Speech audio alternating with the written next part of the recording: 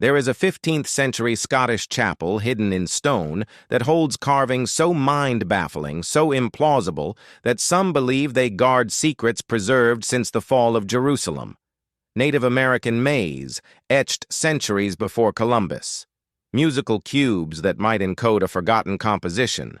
A sealed chamber said to contain the Holy Grail. This is Rosslyn Chapel, and this place was not built to glorify God, but to bury the last relics of the Knights Templar. We all know that chapel is a dedicated time for worship and reflection. Here, you encounter the Holy Spirit amidst songs of praise, moments of prayer, and readings of Scripture. But Rosslyn defies every expectation of a Christian sanctuary. Here, pigs and green men leer from the walls. Angels play bagpipes.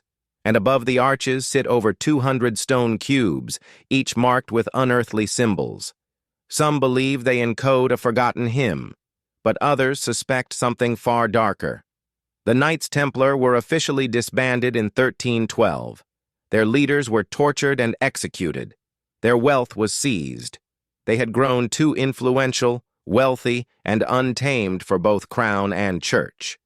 King Philip IV of France, neck-deep in debt to the Templars, joined forces with Pope Clement V to crush them. On Friday the 13th, 1307, Templars across France were arrested en masse, charged with heresy and idolatry. Yet records suggest that 18 of their ships vanished from La Rochelle just before the purge. Some claim they fled north to Scotland, beyond papal reach. There, they may have supported the excommunicated King Robert the Bruce at the Battle of Bannockburn, before vanishing into legend or into Rosslyn. Who knows? Maize carving in Rossland Chapel. One carving near a chapel window appears to show maize, a crop native only to the Americas. Yet Rosslyn was finished nearly 50 years before Columbus's voyage. Some think Prince Henry Sinclair, who was William's ancestor and a descendant of Templar exiles, sailed west in 1398 and returned with knowledge of a new land, and maybe something more.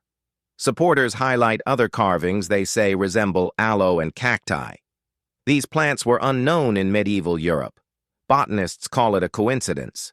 Believers call it evidence. Then there's the music. In 2005, Thomas and Stuart Mitchell claimed Rosslyn's 213 cubes form a hidden composition, a hymn carved in stone, known as the Rosslyn Motet. But was it just music, or a cipher designed to unlock what lies beneath? Beneath the apprentice pillar, some say, lies a sealed crypt, which has remained untouched for centuries. Inside, lost Templar documents, relics from Solomon's temple, or the Holy Grail itself. One theory goes further. It suggests Rosslyn conceals a truth so dangerous it could have cost its builders their lives. Hidden in the ceiling, nestled among flowers and honeycomb vaults, is what some interpret as a coded map of Earth's axial tilt, 23.5 degrees, and its orbit around the Sun. If that's true, Rosslyn has been the first Renaissance building to quietly suggest heliocentrism, centuries before the Church dared acknowledge it. Whether Rossland Chapel is a Templar stronghold, a pagan code book, or just the obsession of conspiracy theorists, I say one thing: its stones speak. The only question is, are we listening? The Templar secret in the rafters. In 1944, as bombs thundered across wartime England, a woman stepped into her garden shed in the quiet village of Templecombe and froze. A face stared down at her from the rafters. It was not a man, but a life-sized painting, nailed flat to the ceiling, hidden beneath layers of plaster and cobwebs, as if someone centuries earlier had tried to bury it for good. What she had uncovered would ignite one of the strangest medieval mysteries of the 20th century. Tied to the Knights Templar, the Shroud of Turin, and a long-lost chapel just steps away. And it nearly vanished, scrubbed clean in a bathtub before anyone realized what it might have been. This is the Templecombe head, and it carries a chilling secret. Molly Drew hadn't gone out seeking relics, just firewood. The panel she found was nearly 5 feet wide, made of thick oak planks, with hinges and a keyhole. It took a local workman to pry it loose. The colors were bold: reds, blues, gold, stars shimmering behind the figure. There were no scorch marks, no signs of damage or use. This hadn't been discarded. It had been hidden. Just 100 yards away stood the ruins of the Templecombe Preceptory, founded by the Knights Templar in 1185. This wasn't just a chapel. It was a training ground for knights preparing to sail to the Holy Land. The Templecombe Panel. When the Templars were arrested in 1307, many of their sacred artifacts disappeared. Carbon dating places the Templecombe panel between 1280 and 1440, right in the middle of that gap. So what exactly does the image depict? Well, it's not that easy. Some people claim it's Jesus Christ, while others say it's John the Baptist. Decades later, Alan Wanger of Duke University compared the panel to the Shroud of Turin and identified 125 matching points, more than are required in forensic fingerprinting. Could this have been a replica, painted by Templars while protecting the original? The theory isn't far-fetched.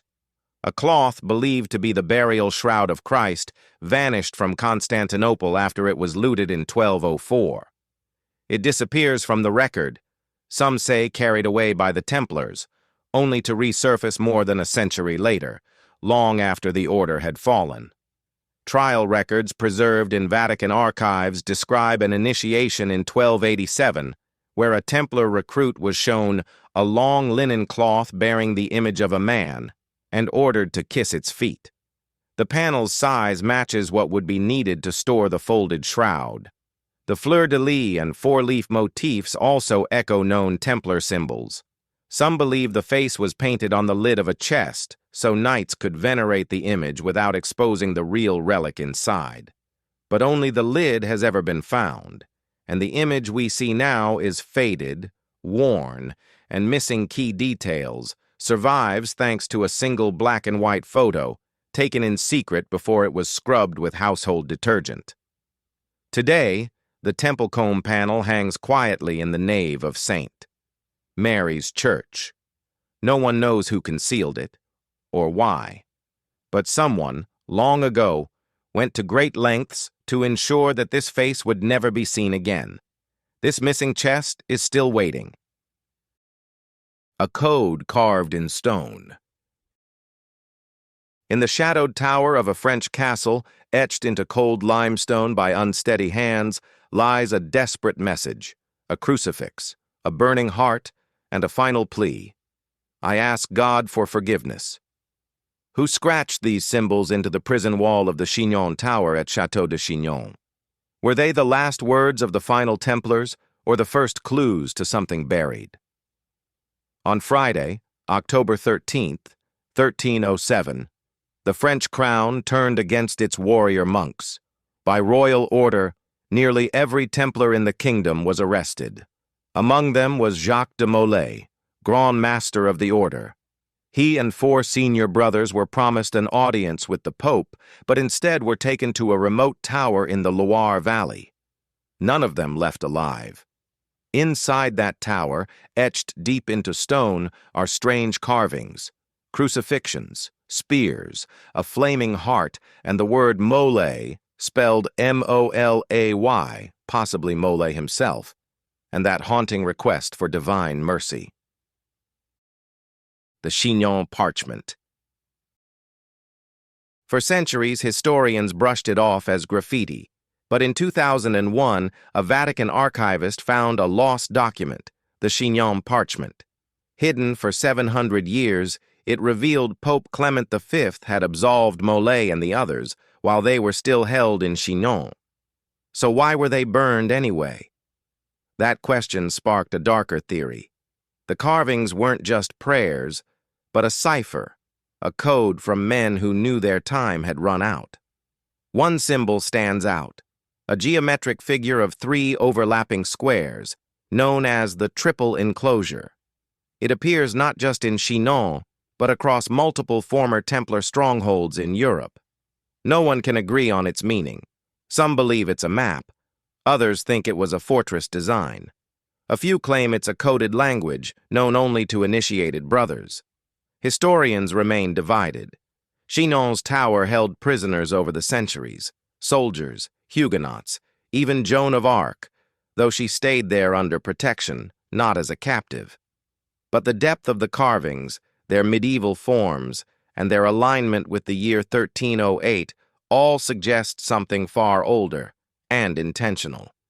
Today, visitors walk under the same archway those condemned knights once passed. Some see only desperate scratches. Others believe the stone still carries a message, left in plain sight, waiting to be deciphered. The Ghost Fleet. On the night of October 12, 1307, just hours before King Philip IV launched his sudden crackdown, 18 ships silently slipped out of the harbor at La Rochelle under the cover of darkness. By morning, the Knights Templar were being dragged from their homes across France. Those ships were never seen again. There was no debris, documentation, or trace of where they were headed. And according to surviving accounts, those vessels weren't empty. They carried what remained of the Knights Templar's hidden fortune, and perhaps the final secrets of an order that had grown too influential to be controlled. For more than a century, the Templars dominated both the battlefield and the banking world, and some believe their fleet also ruled the sea. They fought at Damietta, escorted pilgrims to the Holy Land, and their most celebrated ship, the Falcon, rescued civilians from Acre during the collapse of the final Crusader city. Official records downplay their fleet, describing it as modest and reliant on hired transport vessels, not warships. But internal documents from Templar command posts paint a different picture. Ships ordered from Genoa and Venice, cargo holds filled with weaponry, and even persistent rumors of a flagship equipped with armor plating and a hull designed to resist fire. Then, in June 1308, a Templar named Jean de Chalon, under brutal interrogation, made a stunning claim. He testified that brother Gérard de Villiers had escaped with 50 horses and 18 ships, carrying away the entire treasury of the Templar order. It was a single statement, second-hand and unreliable, but it ignited centuries of speculation. A hidden fleet, a vanished fortune, an order that may have survived, reborn in exile. Some believe the ships made it to Scotland.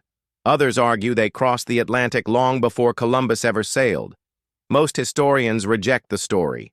Jean's claim was hearsay, and no other Templar ever mentioned a secret fleet. But the timing is difficult to ignore. La Rochelle was a major Templar stronghold, exempt from royal taxation, frequently used for moving weapons, wine, and even enslaved people. And yet, when the arrests began, not one ship remained in the port. There were no ledgers, ship manifests, or official records. Did the fleet vanish by design? Or was it never there to begin with? Some argue the ships were absorbed into pirate or privateer crews motivated by revenge against the Pope and the French crown. So what really happened that night? Did the Templars escape with their secrets and their treasure?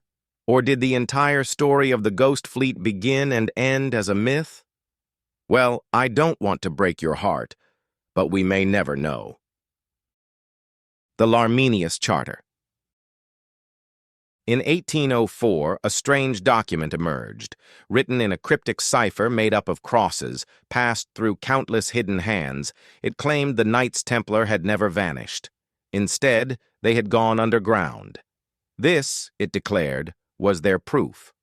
Known as the Lmenius Charter, the document was allegedly written in 1324 by Jean-Marc Lmenius, a Templar knight who, according to the story, had been entrusted by the dying Grand Master Jacques de Molay with preserving the secret leadership of the order.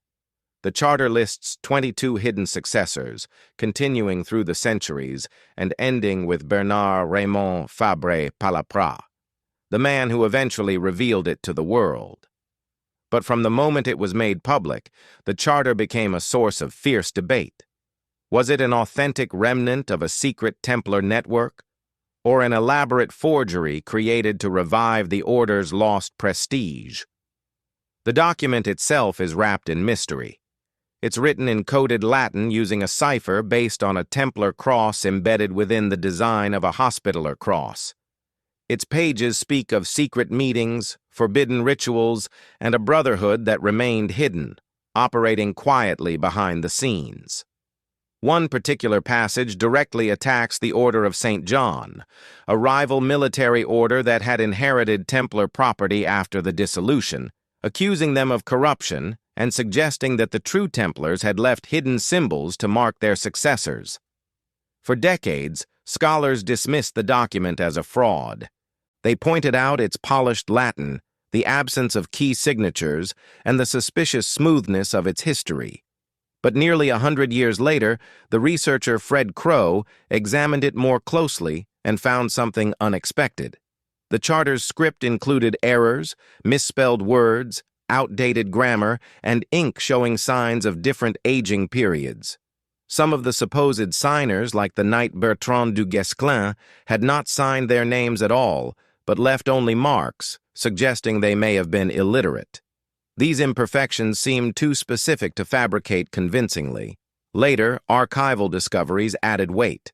A man named Jean-Marc appears in records as the administrator of the Temple House in Paris in 1340, at that time controlled by the Order of St. John. The notes described him as one of the Temple. Some believe this was Lmenius himself, hiding in plain sight among his former enemies. Just 2 years after the charter was allegedly written, a papal decree from Avignon condemned secret brotherhoods that wore matching clothing, used coded signs, and pledged loyalty to invisible leaders. Was the Vatican responding to something real? Today, the Lmenius Charter is locked away in a London vault, its authenticity still contested. But if it's a forgery, why does it echo so precisely through real historical events? And if it isn't, then the Templars didn't fall. They vanished. If you've enjoyed this video, be sure to like, share, and subscribe. We'll see you soon.